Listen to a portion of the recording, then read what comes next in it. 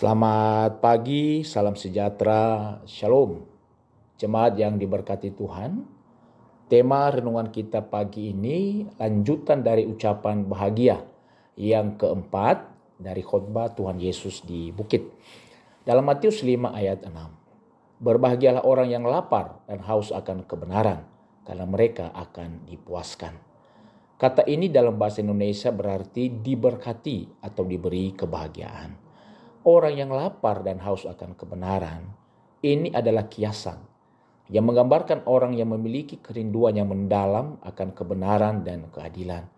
Mereka tidak puas dengan kebohongan atau ketidakadilan, melainkan terus mencari kebenaran dan keadilan dalam hidup mereka. Dipuaskan berarti bahwa orang yang lapar dan haus akan kebenaran akan merasakan kepuasan dan kebahagiaan ketika mereka menemukan dan mengalami kebenaran.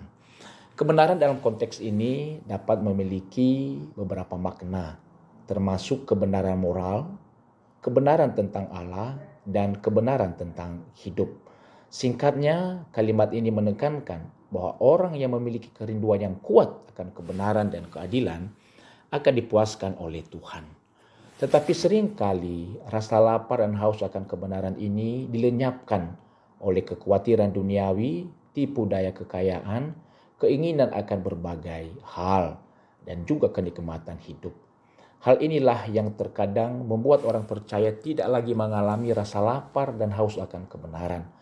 Oleh karena itu sangatlah penting bahwa orang percaya untuk peka terhadap pekerjaan Roh Kudus yang akan mengisafkan kita akan hal-hal yang salah dalam diri kita. Sehingga dengan demikian, rasa lapar dan haus akan kebenaran itu dapat terus terpelihara dalam hidup kita.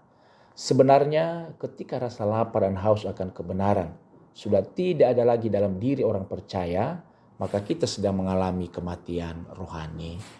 Adanya rasa lapar dan haus akan kebenaran semacam ini sebenarnya merupakan bukti ketidakpuasan dengan tingkatan rohani yang kita capai saat ini.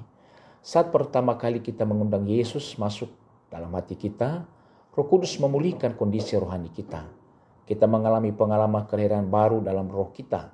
Sejak saat itulah kita akan merasakan adanya rasa lapar dan haus akan kebenaran, yaitu rindu untuk terus menjalin persekutuan yang intim dengan Tuhan. Dan secara spontan pasti kita akan mulai mencari-cari pemuasan dari rasa lapar dan haus akan kebenaran yang kita rasakan. Kehausan akan Allah dan kebenarannya sanggup memberikan daya dorong kepada kita untuk terus mencari Tuhan, menikmati hadirat-Nya.